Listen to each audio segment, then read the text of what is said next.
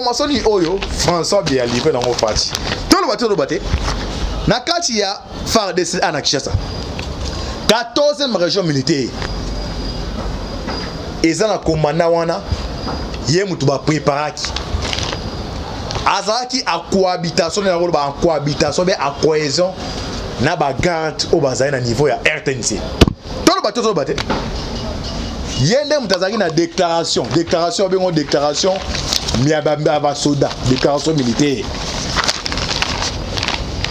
ba préparer yango les jours avant ce qu'on appelle ça discours mais après discours mais Dieu merci le plan est maintenant déjoué avant avion décoller il fait autorisation so Joe wana ka o commandant 14e région militaire so so la nango tout na pena antibal oyo aba o antibal yene mna alinga ko sa déclaration au niveau RTNC déjà va planifier du tout déclaration ngezate non biso armée to payer pouvoir to ce coup d'état non c'est une déclaration sous forme d'interpellation mais c'est une déclaration à coup d'état que nous l'armée tout le monde en train de salemaki mais entre les politiciens donc comment dans la déclaration qui comment conditionner ko kuta na cabinet Tshisekedi après ça message dans mec na Tshisekedi na ba congolais que non bisonné armée tout ça na ba cabinet ba Tshisekedi donc pour na armée à la stable il faut ba kuta donc c'était déjà déclaration mo ya coup d'état.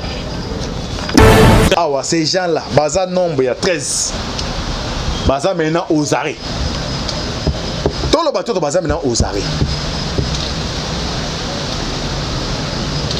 Bayaki na biti ni plein na boza ki wapi. So landi mbongo ba remettre yango non c'est na basoda bile ba bolanda kabila. Bambongo azo pesa no pona osala ba kuwana. Pourquoi ezaki na pouvoir de pesa bien. Donc ba remettre so moko colossal de dot. Ba bandi ga no ba sale ba pouvoir no pendant plus de 4 jours. Et fruit d'information et banda qui est pendant 100%. Il y a au moins directement François ba conseiller président ba de quartier général eux en niveau Oya et Kibu. Mais information bima na carte ba na planning na ba nyos. Ba ko décoder ba to ba saki na carte plan wana. On a vu ça quand comment ba tara François ba conseiller spécial en matière de sécurité. Na ba peut-être ozo ba vie hôtel. François Bernozo bombone wana ako ba no pesa bino ba commune ya Rwanda. Rwanda est en état de commune ba vendo ya région Galak a bien de ah non. Et c'est un historien dans la région Galak. Par renseignement, il fonctionne tout il est au courant. À part ça, Azaï directeur de DG mais à Kabila. Tinde Eba nommé à Bandabol Bosso de non avant tous les affaires décollés les autres sa présence à Eba qui tout. Il y a un monde à cette déclaration moi on a nos calais parce que non na carte avec ba traite bazaki parce que à DG plan bon. Et moi c'est directeur DG. Bon train DG déjà marche. Batmanzo matanatre. Ouais boy comment ta mitalié. Kabila yo ba dessus des cartes tout. Donc nous soit ça tous les plans ça qu'ils a déjà déjoué. François Béaza au courant de A à Z.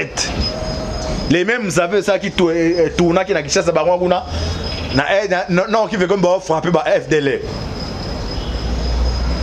Il ont Angola Kinshasa beti ba combien de secondes? 2 minutes. Avec mon Angola Kinshasa 2 minutes 48 secondes. Sur pénétrer net au bas d'un niveau il y a non kiff. Qu'est-ce qui va se passer?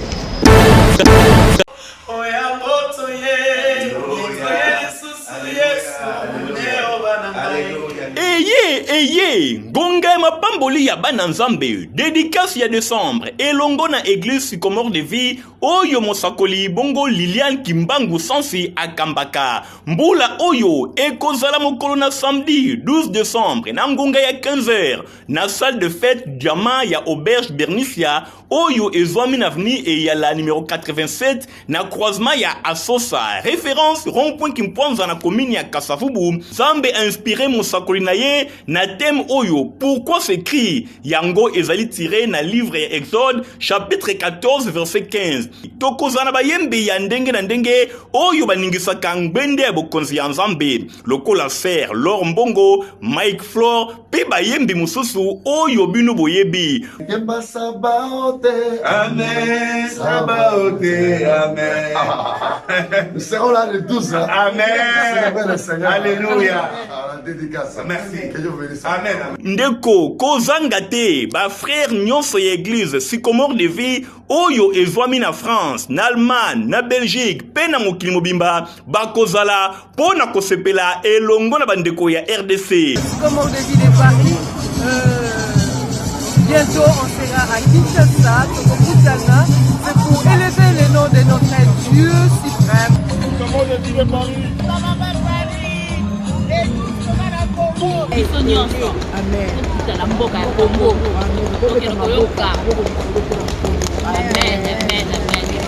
Bongo lipamboli na yo ya mois de décembre ndeko kozanga yango te elongo na mosakoli Liliane Kimbangu Sansi ya église Sycomore de vie nazanga na kozanga te lipamboli na yo ya décembre yango yo ndeko zwa yango.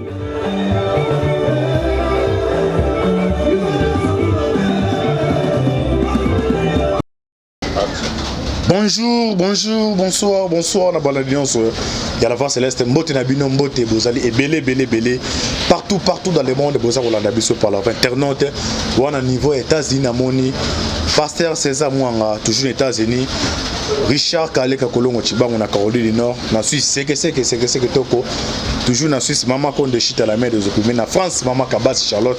Na Belgique, maman Dédé Charlotte. Pour ça, na Asie, Océanie, en Afrique, sans oublier, en République démocratique du Congo et Saline de Konabino, Moïse Maoka Antibal, Nemeso Bolingaka. Tolo baté, auto ça, la décryptage, ya actualité politique. Les lo oyo, thème ou ça, si j'ai besoin de cela. Awa, Kabila a raison surveillé. François Beya dévoile son plat chez Fachi. Révélation. C'est ça, Boka. Révélation. Awa. La répété, Kabila a raison surveillé. François Beya dévoile son plan chez Fati. Aboye, ba planning au François Beya. Le conseil spécial en matière de sécurité à Tsekedi a dévoilé le plan à Kabila. Alors, sans plus de Awa, tous les comptes directement dans Tibal. Aboye, ba planning au François Beya découvert. Bon, tu Kolanda information, Boto que non. DGA, DGM Azali suspendu. Raison officielle va évoquer, c'est que non. Azana Bakacho est illégal. Ou est secret. Il y a une raison. VPM ou Azali vice-premier ministre intérieur à suspendre. Directeur général et RVA. Vous comprenez des politiques. Ah, tout le bateau batté. Et à RVA, il y a Azana prison. Raison valable, soit officielle au Balobi, Babi Aïbi combien 14 000. Voilà selon raison officielle. Mais surtout quand il y a au Bengina contenu, il y a un secret d'État. Raison valable, il est poussé par message. C'est moi qui les cana, basé fuite de formation. À partir de CNS, Nabikeno a utilisé des ans à 4 services à renseignement. Des ans à niveau Libanda, des ans à Kachambok. Des ans à Kachambok, ils allaient CNS. Ils allaient supervisés par François Béa. Na année, Agence nationale de renseignement, ils allaient supervisés par Katiak. Mais année, rapport au temps qu'il faut livrer à partir de CNS. À niveau Libanda, c'est des services à renseignement, Mossad na Centrale Internationale Agence. Alors, basé full des formations. DG et à DGM, Direction Générale de la Migration. Ou avant qu'on demande par autorisation, et pas naé. Na DG et à RVA. Na semaine tout qu'on l'écran ba facilita qui quelques émissaires, quelques mercenaires, oh bah kita qui na niveau qui chasse.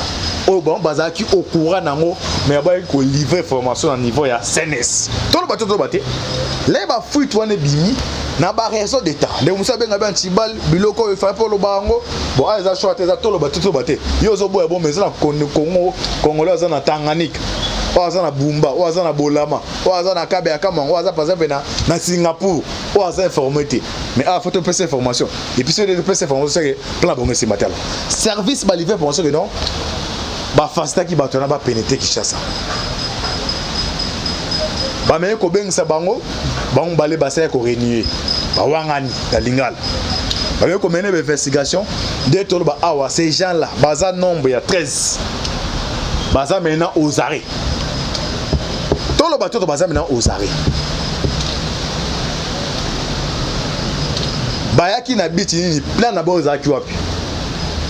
Bauchi mboka ya Free the City. Bolanda ne mom to bet. Bauchi mboka ya Free the City. Avant Covid-19, Jacob Zuma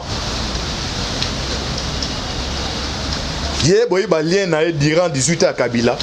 balé na kabila ti sikoné sila raté ezaya makasi babengisa Bahati Lukwebo basali 3 mois na Covid à niveau Afrique du Sud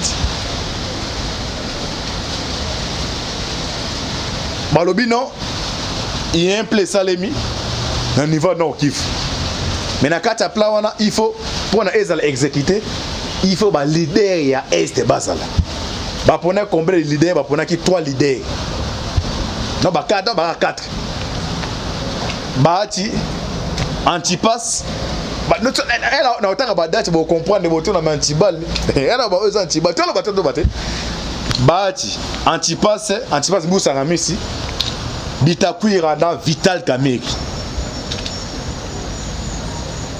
Bahati avec non a raisonné mais tu comprends les langage politique à répondre pour que non asa prêté ba ko contacter na Antipas to ba que non ya za rebelle babo ya gâté Antipas ba que non a ko raisonner ba ko contacter ce ko Bitakwira c'est à travers Bitakwira ndé na kano parce que moi ça c'est qui dit Denis Bilo monsieur Zawa tolo baté Denis Nyake moi ça chef de l'état première dame asa muta est moi si ya Kamerhe o azali première dame à Kamerhe donc moi ça Kamerhe c'est la campagne o apembe wana o ava midaya azali ndeko ya maman Denis. Il y a des histoires où on a entre pas na réservé bo tu na réservé wana c'est à travers Bitakwira ande aye ko livrer formation que non tala biso ba leader ya Kivu ba bengi sabe sikate na lie ba réunir ba ndeko salima les parrains muta parrainé plawana ezalani c'est Kabila donc na biso ba kongomani que non Kabila to négliger Kabila azama elle était mais kota ba stratégie tata na total ayebi ki atali no Kinshasa ya ça va ba ota esko Katanga a provoquer bloc muso à kota nini ya niveau ya est siko bato va planifier loko wana ba si Kabila que non tous les leaders baza libanda parce que Kamerhe est en prison comme tout le monde qui plan pour exécuter ça sera mieux plan pour ça la bien exécuter il faut toujours monter exécuter nani Vital nani Kamerhe Kabila a dépêché Némi dans le bateau de bateau Némi a kena puissant makalo avant Kamerhe va l'ambuler malade et ça est parmi ba contenu oyo Némi a proposé qui na Kamerhe et Kabila a posé des cartes ceux qui a raté cause la candidat à FCC soit candidat INC mais basali coalition na pena FCC ba pone candidat à za primatier à compte parti faire exécuter plawana so plawana na bitene envoûté mais ça les maka ceux qui tunda ya Kasende nzamba kumisama ceux qui tunda ya Kasende ti siko azaki ministre de justice mais héros déjà bon que non tunda Kasende PC autorisation na Kamerhe qui cause faire soigner alors ce Kamerhe a longueur matambene a commis à niveau ya Afrique du Sud. Premier plan d'abord à Kobimisa les contenus accord soit disant accord wana que non tu sais que d'avoir raté c'était nam na pas ba négocier donc yebité za la ko salir tu sais que à travers ko salir wana bon créer des tronçons donc des couloirs où va pénétrer pour le kabasa la rébellion Kabila pété à niveau Katanga na Arsi ya manono do la Tanganyika papa à partir wana à travers insécurité wana ils des blocs donc ba contraint de Tshisekedi à travers leurs émissaires peu tout dans que non antibal sur bon c'est le qu'on a Kabila c'est la zaboy bazana ba parrain na bon yote boni mongo to ko bandeko oh to za mutama le comprendre angle ya politique RDC au Kenya wapi parmi les 13 personnes ils ont déjà ba contact avant pour qu'on exécuter par wana maintenant ils sont maintenant aux arrêts ce Kamerhe comme na fait du sang a déclenché le quoi c'est lui ali anga lo banyonso ils avaient na ba kongomani ou non qui banga bandimela et ils ont déficit oyo tu sais que comme une difficulté pour nos recherches parce que pour l'instant Kabila ce botali politique Kabila aza donc d'abord aza adversaire bundaka ye mokote akaya kabali so tali bien et bah ça est rassemblement à mon force ya Tshisekedi de papa zé makasi moi abundezari dépend ayo diviser renseignement elle a divisé sur comme na demi tour donc hier quand bien so bo bunisa a créé bloc mususu au lebi ne bota maman et beaucoup bunisa deux blocs c'est ça politique à Kabila à chaque moment elle a difficulté à déficit alors pour l'instant attentat qui na niveau à la muka mais plaisir jouer parce que bato ba féliciter ba fabriquer failli c'était bien Katumbi ba to ba région de Union Sacré alors pour l'instant le cas branchement ko ko commencer à 3 mitu ya bitumbe ko mundam alors aponaki ba leader à niveau à Nord Kivu donc pour l'instant Bitakwira il est maintenant au Abenga un bête noire. C'est mythe à Kabila. C'est lui qui a livré toutes les informations et pas Tshisekedi. Tshisekedi, quant à lui, Andimari Bitakwira, il a dépêché les émissaires pour la balander là. Dans le temps que combattre, ils sont arrivés là-bas à découvrir les informations vraies. Alors dans ce cas-là, Pessi Bitakwira mission. Mission a dans le côté, mais n'est pas dans le livre, d'abord contenir Yamakambu, Ndenge et Salelaki. Tous ceux qui ont des bisabino, ce qu'on compte membre de consultation. Mais peut-être vous comprendre tu est-ce qu'on a consultation Jama Kabunda Rabund déjà a pessi malobo tika le samedi mais bande va comprendre il a déjà tout dit Kabund ni coalition ni cohabitation page ezali ni tourner donc vers l'union sacrée Kabund il a dit ça mais bande va comprendre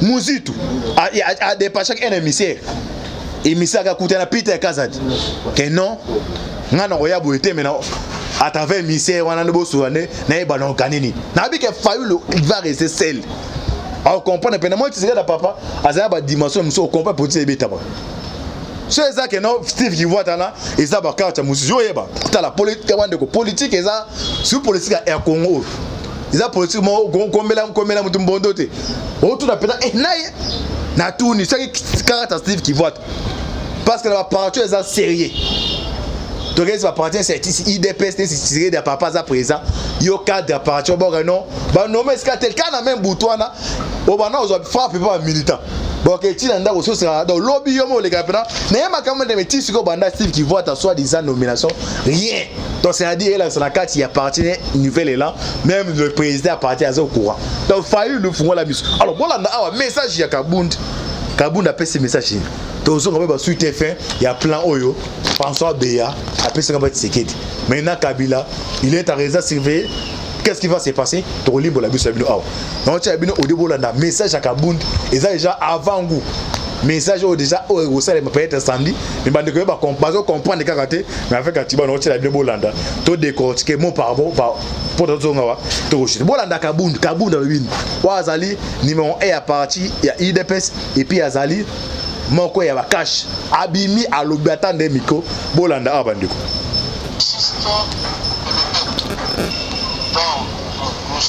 Nous sommes un échantillon significatif. Croit en lui. Le peuple voit en lui une lueur d'espoir. Le peuple a constaté que le président Félix Tshisekedi a la volonté politique, chose qui a manqué aux dirigeants politiques de ces pays depuis son accession à l'indépendance. Et cette vision, cette volonté politique se matérialise par des actes concrets, notamment la gratuité de l'enseignement, la volonté d'instaurer un état de droit qui aujourd'hui se matérialise par une justice indépendante. Donc, la dernière ordonnance du Conseil d'État en est une illustration. Nous avons aussi dit que le peuple qui a été bercé par la vision de l'UDPS attend plus que ce qui est déjà fait, notamment sur le plan social, sur le plan économique et d'autres. Ce peuple-là qui croit en lui pense que le peuple d'abord, qui est la cristallisation de notre vision politique, est une réalité et le chef de l'État doit tout mettre en œuvre pour que cela soit une réalité. Donc, cela doit passer par une reconfiguration de la classe politique parce que le véritable problème dans notre pays, ce n'est pas le Congo, mais c'est l'homme politique congolais. Vous savez, le moindre retiendra, l'humanité tout entière retiendra, voudrais-je dire, que Félix Tshisekedi, comme président de la République, avec sa machine politique l'UDPS, sont en train de réussir un coup que personne ne pouvait s'y attendre.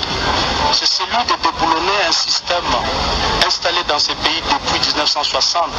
Vous allez me poser la question, c'est quel système?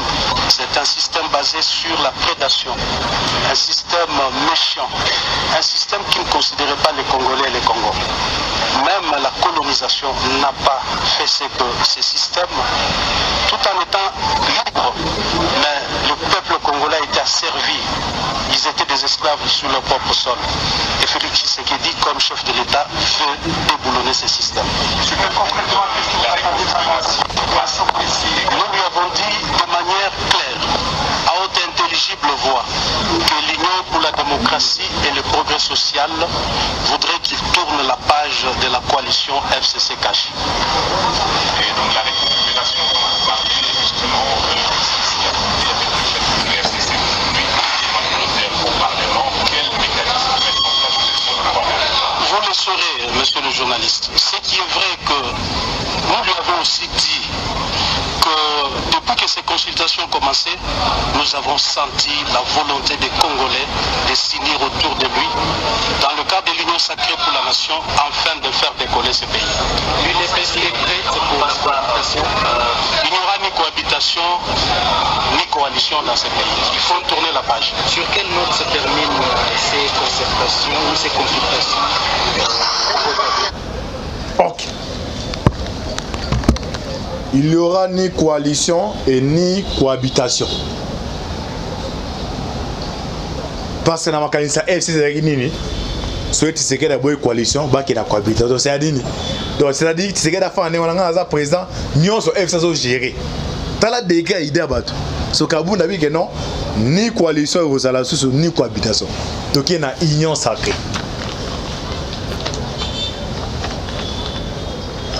Par là, aligné à l'Obani, les bandeko. Samedi, Tshisekedi à l'Obi. Et ça a 2 minutes, 3 minutes. Na moni que non. Vision nangai. On a zaké, on a pep. Na Kabila aussi batté. Na décidé. Na nommé informateur. Informateur à quel niveau il y a? Assemblée nationale. Pour une alouka, réqualification de la majorité. Réqualification, c'est-à-dire alouka, député. On va comme une majorité pour créer une union sacrée de la nation. Ce qui est informateur, c'est Moussa Naé, c'est qu'il doit passer sur la nomination de la Premier ministre. Avant de passer la nomination de la Premier ministre, il y a déjà réqualification au Salima. Ah, il y a Bandakal. Sont fait prévu ces bâtiments le coup. Il y a une réqualification. Il n'y a pas Katumba, il n'y a pas bien Batali. Azoluka, ah, baza kombe, il y a un rapport pour mon compte. Avant Tshisekedi a désigné Premier ministre, il a désigné Moutoumou Premier ministre. Quand il y a réqualification, il y a majorité de l'Union sacrée. Député Moko et FCC a initié motion de défiance contre Jadi Mabunda. Parce que bon FC plan la bonne année. Au cas où Tshisekedi a eu réqualification sur le Canada à niveau de la majorité, a nommé Premier ministre, il y a crise entre l'Assemblée nationale niveau néné et niveau gouvernement. Parce que Tshisekedi a reçu le fait déjà battre le club a eu réqualification, réqualifier majorité on a APC rapport. Avant de nommer Premier ministre, bureau Mabunda Ousane et Kotombe. Les Kotombe déjà va préparer qui na niveau c'est pas militaire. Parce que Kabila a azana choisi. Azana choisi et c'est mal il est le garantie là. Ce côté bloqué faut que ce qu'on dit les années Kabila a se réfugié toujours à niveau nini il y a armée. À ce que vous voyez ba schéma, non ba schéma croquis planning oyo. Les vieux François BAP Tshisekedi. Na quand il y a fait RDC, ils ont battu la région militaire. Na 14e région militaire. Vos informations, ouais, Azali petit frère Olive.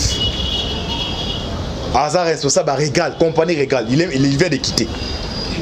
Mouta facilité des gemmes. na ba deuxième moi do les messages qui sont na RVA ba planifier le quoi na OK l'homme le plus recherché azanda na ba dossier moko ya minene aza âgé ba 32 ans c'est na se tromper de 32 ans ba 31 ans des oka ba bengo ba héros de l'ombre ne ana kisha do ba héros de l'ombre au monde na télévision té mais ba maman na baro tous les rapports illégaux ba biloko uti ko yem tazalong mais akimi alors so information ni oyo François bien livré dans mon parti tout le bateau baté na kati ya FARDC ana Kinshasa 14e région militaire ezana komanda wana yem tu ba préparaki azaki a cohabitation na rôle ba cohabitation mais à cohésion na ba garde au bazai na niveau ya RTNC tout le bateau baté yende mutazaki na déclaration bengo déclaration miaba soda déclaration militaire ba préparer kango les jours avant de faire sa discours mais après discours mais bien merci le plan est maintenant déjoué on a vu ça rendre comment François va conseil spécial en matière de sécurité n'est pas peut-être aux ba vioter François Bernozo bombonné wana akoba no pesa bino ba commune ya Rwanda des ans autant de communes ba vendo ya région Galak a bien de ah non ils sont historiens dans région Galak ba renseignement on fonctionne tout il est au courant à part ça azali directeur de DG mais Kabila tinde ba nommé abanda bol bosso non avant tous les affaires décollés les autres sa présence aeba ki tout yo mon era sa déclaration moi na no calé va que non na kati biso ba traite bazaki parce que a DG plan bango ye moi directeur DG ba benga non avion télé déco cargo télé commandant yo signer art asa mutu ango tala ah moi pena richesse mbo na ezokini ba merci bazo atalika non ça na signé parce que non ça ba ne ko muna ngo yo mon est nommé conseil spécial directement avant ajouter décoller il fait autorisation parce que jo wana ka o commandant 14e région militaire so so la nango tout na pena antibal oyo aba les antibal yene mna alinga ko sa déclaration niveau RTNC déjà va planifier du tout déclaration ngezate non biso armée to payer pouvoir to ce coup d'état non c'est une déclaration sous forme d'interpellation mais c'est une déclaration à coup d'état que nous l'armée tout le monde en train de salemaki mais entre les politiciens donc comment dans l'ensemble des déclarations qui même conditionné ko kutana cabinet sécurité après ça message dans mec na sécurité na ba congolais que non bisonné armée tout ça na ba cabinet ba sécurité donc pour na armée à la stable il faut pas kutana donc c'était déjà déclaration moi ya coup d'état. Encore une fois, nous t'a permis d'informations à livrer. Au Azari Monkavita, le général Amis Koumba dit en fort. Alors comment comprendre que non, ba Congolais, quel que soit nature, nous sommes au salon mais souka maquillé ça n'inde baba igangak. Des Congolais maquillés comme gang. Ce que mon le but à nos coco na yamba, so moni Congolais venez babochab, ba continuer ko lenda, do bangonde bazawana. Bazana na marque de la bête. On marque de la bête. De ceux de Ozana on yo grâce c'est pas déjà mais la receté. À travers Amis. Basali réunion au commandement. Na pesa date ah ngaye basali réunion au commandement. Tile bossa la réunion espionnage ya Amis c'est ça qui wana. So landi mbongo ba remettre non c'est na basoda bile ba bolanda Kabila. Bambon azo pesa no pona osala ba kuwana pourquoi ezaki na pouvoir de pesa bien do ba remettre somme colossal de dot ba bandika no ba sale ba pouvoir no pendant plus de 4 jours et fuite information et banda qui est pendant 100% il y a moi directement François ba conseiller président ba de quasi quartier général eux en niveau oya et kibu mais information bima na crash na ba na planning na ba news ba ko décoder ba to ba saki na carte pla wana. C'est que chaque fois sur le rapport après c'est un service aux habilités on va travailler au Liban est-ce que on va mécanisme pour mettre la raison civile il y en a ici nous que non bah d'abord comprendre on a titre non Kabila a raison surveiller François bien dévoile son plan chez Fati Kabila Nengazana, il est surveillé. Azak donc Congolais le plus surveillé. Donc, il est maintenant l'homme le plus recherché de la planète. Donc, l'homme le plus surveillé de la planète. Dans la RDC, c'est Kabila. Alors, il faut se penser de gagner. C'est un militaire. À comprendre que le président, c'est au fond d'un niveau qui est dangereux. Il y a un cas bima. Même pas conseiller. Non, au monde, bon, mon auto qui est au niveau, il y a Sénat. Bon, mon montre l'attaque. Ils ont montré mon sincérité. Des ans sur la zone d'ombre, donc pour l'instant, Kabila a se senti en insécurité. Mais comme c'est un politicien, en tout cas, on va comprendre ces messieurs à quelle sorte. Soit a senti qu'on a une difficulté, on peut savoir le message, c'est comme ça en force. Bon, on n'est pas monnaie na image, moi c'est à Olive, à ça la carte à valeur, ça ils ont un message après ça que non, non c'est beau ça la même au salle avion. Au hasard, on t'a comprendre comme. Azaba maintenant on communiquer pas checker d'après ces messages que non malgré l'intimidation il y a pas avion toujours à l'aise Dakar il y a qui na qui Dakar tant que moi c'est ngaya wana mais il est maintenant en insécurité il a raison c'est il y a une chose arrêté à combien que des qui même vers par voie à route merci na ba service à renseignement ba kendaki ba bloquer na ba frontière ba frontière tout ya RDC degré surveillance les alliés ouais ko imaginer degré surveillance ko imaginer. Merci Navé François Bia. Merci Navé François Bia. Ngana comme vous sentez ça que non, maquiller comme vous ganga ba congolais. Bon continuer ka boy. Biso do ça na pas ko dénoncer ba prendre na bango pour na to former bino en temps réel. To continue à dossier à Muzitu. Peter Kazadi a inventé les bois. Peter Kazadi a l'obinine. N'habité John Mobo Kebende, surtout le même langage. Ah, c'est anti-bal minute. Bon, on a Peter Kazadi. Révélation trouvée de maître Peter Kazadi, membre du comité d'organisation des consultations présidentielles. L'honorable Peter Kazadi a confirmé que les responsables du PPRD, non seulement ils avaient manifesté l'intérêt de prendre part aux consultations, mais aussi il était déjà mis au courant de l'heure prévue pour leur réception. Il était d'ailleurs lui-même en contact avec eux. Yena Adolphe Luman. J'ai moi-même l'un de leurs responsables au téléphone. C'était Adolphe Luman. Ah, Peter Kazadi et là, on dit mission a été fait. Nalia Kambika, c'est quoi? Au bout de la Kambika, tu es jalousie au gang na Boutu. Nalia Kambika, ah, landa Peter Kazadi. Abi, j'ai moi il est de leurs responsables au téléphone. Je lui ai communiqué qu'ils seront reçus à 15h. Donc, voilà, tu es d'abord quoi là? Voilà, tu es d'abord VC. Réunion, moi, tu as des réunions. Il y a Moutakoui dans ce vélo, Sony. Voilà, tu es d'abord VC, il y en a R15h. Landa. Et il était d'accord. C'est juste après qu'il m'appelle pour me dire qu'on a publié partout qu'ils allaient venir. Et voilà maintenant qu'on les incite partout sur les réseaux sociaux.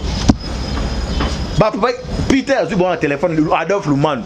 Toya kuna 15 d'abord là déjà. Et à mon discours dans les réseaux sociaux comme au loba. Moi ben mais né mino boya mais sur monsieur bonami. Oh. Peter Bezali comme ça attaque en direct mon sozo ya be. OK on a nani na appareil wana. Tevita pa on ces appareils au découvrir ba congolais. Revita Ibrahim Kabila. So comme kuna so appareil était ko c'est ça quand Ibrahim a inventé Ibrahim Kabila. Et appareil wana vo matano ba ta liboko. D'abord c'est pris baya. A continuer mettre Peter Kazadi. L'honorable à cette même occasion révèle que l'ancien premier ministre Adolphe Muzutu Bolanda bino bande ko la muka. Bino bo ça la politique et aspect ya balabala. L'honorable Peter Kazadi à cette même occasion a révélé que l'ancien premier ministre Adolphe Muzutu avait publiquement déclaré qu'il ne prendra pas part aux considérations présidentielles, mais il a Muzutu. Il lui avait envoyé quelqu'un pour lui communiquer personnellement son numéro de téléphone et lui passer un message privé concernant les consultations. N'a pas un exemple typique de Claire. Steve qui voit Tazali secrétaire général nouvelle là. Azali porte-parole à la Mouka. Yewana nommé inspecteur. Ah ça la terre c'était n'a pas partout les alliés sérieux. Bah c'est apte se prononcer officiellement. Mais c'est c'est pour c'est que Mouzito a ébi les camps. C'est maintenant le mon vieux Martin Fayoul a fungo la mise. Peut-être qu'il y a un monde qui a dit ça par ticket dit. Non, non, comité a fungo la mise. Très déjà marche. Bah tu vas maintenant entrer. Ouais, boy comment t'as mis ta lié. Kabila yo ba dessus des cas tout. Donc nous on soit ça tous les plans ça qu'ils ont déjà déjoué. François Béazet au courant de A à Z. Les mêmes avaient ça qui tourna qui na Kinshasa ba nguna na non qui veut comme ba frapper ba FDL. Et l'ongwe Angola Kinshasa beti ba combien de secondes? 2 minutes. Avec mon Angola Kinshasa 2 minutes 48 secondes. Sur le pénétrer net au bas d'un niveau il y a non kiff. Qu'est-ce qui va se passer? Touré Belango après. Merci à me refaire sur confiance. Et ça toujours de Konabino, moi je manque Antiba on a qu'à pour le repayer sa révélation. Bon tout Antiba biloko azo zo ngo wapi. Vous pouvez ma casse, bah maintenant c'est il y a téléphone. Donc maintenant c'est aux Antibal. Jean Pambolabino, vous partagez vidéo. Merci Ndeko après ça ce espace. Malgré peu après ça son retour là, bana est en opposition. À ça va menacer à ta service à renseignement. À quoi même moi même comme menacer même espace. Merci Skazali. Na John Maboke Bende. Na Ndeko Alvin Bia. Vous priez ma casse pour la RDC, bisoto mato na bizarana. Samedi vers 20h. 20h. Hymne d'abord, hymne national le bête. Et bando bête à debout quoi. Bah tu me sais bon ça va crise cardiaque. Moi na bâtir un drapeau danda. Ah ngaya mutu wa c'est petit na ngai. Joue tira no lo bana bi ngai. Na madame na ngai. Moi li finale la coupe du monde comme un tir robi. Ndé ba tension ba tenez là. Nous va comme concentré. Ndé joue en vous allez. Akolobani. Na ba militaire mnoso, hein? Na beta manger autour ya ramé zakab. Dans est-ce que déclaré? Car tu dois lier aux à la miner qui ngaka te ozade. Bon quand bien c'est au lieu à la miner jouer comme qui ngaka te ozade. Donc bon tu pena ba mine pena entouré. Donc ça tu ga exploser. Jean battre la biso, tout comme samedi. Vous partagez vidéo, vous s'abonnez à la chaîne. La voix céleste, c'était votre humble serviteur Moïse Maoka Antibal. Affaire à suivre. Ciao.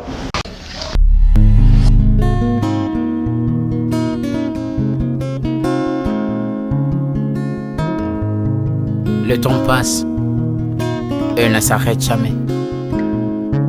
Alors réveille-toi mon ami. Et tout ce qui nous quitte chaque jour, laisse que cela nous serve de leçon. Car à chacun son jour, à chacun son tour. Peut-être demain sera ton tour. Alors réveille-toi et prépare ton âme. Car un jour.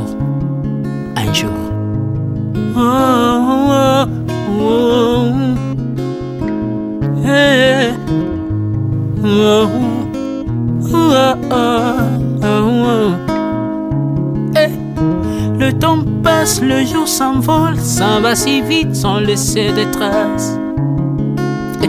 Comment faire pour l'arrêter, car il nous amène vers le jour de départ. Tout c'est fort avant nous, on peut l'arrêter. Il s'en va sans arrêt, sans pitié, ni nous laisse le temps de faire nos bagages, et de tout mener. Le temps passe, le jour s'envole, s'en va si vite sans laisser de traces. Comment faire pour l'arrêter, car il nous amène vers le jour de départ. Tous ces forts avant nous n'ont pu l'arrêter. Il s'en va sans arrêt, sans pitié, ni nous laisse le temps de faire nos bagages et de tout amener. Il s'en va seul sans nous. Faut me perdre tout plutôt que de perdre son âme, à quoi bon tout gagner, ben sera que vanité. À quoi bon tout gagner, perdre son âme si l'on est censé de tout laisser? Moninga, verser le sang de l'autre, si demain sera le tour, tu seras seul comme dans un miroir. À quoi bon tout gagner, perdre son âme si l'on est censé de tout laisser? Moninga, verser le sang de l'autre, si demain sera le tour, tu seras seul comme dans un miroir. Où tu rendras compte devant le Seigneur toute ta vie sur terre. Après avoir tout gagné, l'on s'en va seul, sans rien amener. Moninga, faut me perdre tout plutôt que de perdre son âme. À quoi bon tout gagner, demain sera que vanité. Vanité. Faut me perdre tout plutôt que de perdre son âme. Perdre son âme, perdre son âme. À quoi bon tout gagner, demain sera que vanité. Moninga, Moninga, Moninga, Moninga, tala tangwe koleka. Moninga, Moninga, tala bato bako kende. Kosala lolendo na mokili okanisi mokili yango yayo, etala bato bakoleka. Tango ekomema ngai, tango ekomema, tango ekotika moto te. Bakulutu bayakala basi bakende. Moninga, tala tango ekomema. Papi Charles Mombaya si akenda kala. Otango otango eza komema. Ya Mari si akenda Misa Mungolo tala tango ebebi Papa de Baba si akenda kala. Tango tango eza koleka. Ale moloto si akenda kala. Otango otango eza koleka. Ata Mobutu sese kokukungwendo wazabanga asi akenda kala. Tango eza koleka. Mzee Laurent Désiré Kabila akenda kala. Tango eza koleka. Tango ekotika moto te, tango ebangaka mokolo te. Liwa bangaka mokolo te, abangaka peleki te. Abangaka motambongo te, yokaka pe mobola mawa te. Liwa tango ayaka, amemaka moto nyonso moto nyonso tango ekoleka. Lengela bomoi na yo epana yawe. Tango ekomema, lengela bomoi na yo. Mokolo na yo ekoya, okokende ndenge nini le temps passe, ne s'arrête jamais. Le temps passe. Moninga, Moninga, tala tango ekomema. Moninga, Moninga, tala tango ekoleka. Moninga, Moninga, Moninga, tala tango ekomema. Moninga, Moninga, tala tango ekomema. Tango ekotika moto te. Lengela bomoi na yo. Tala bato bakokende. Osala ndenge nini okotikala ebende te. Okotikala ebende. Le temps passe, ne s'arrête jamais. Le temps passe, ne pardonne jamais. Le temps passe, ne s'arrête jamais. Lengela bomoi. Moninga,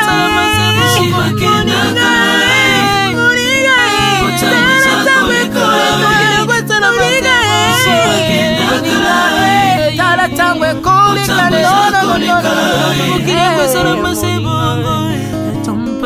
Ekolo nyonso bato bakokende.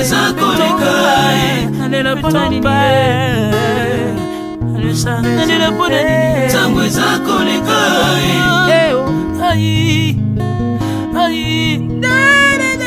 Tango eza koleka.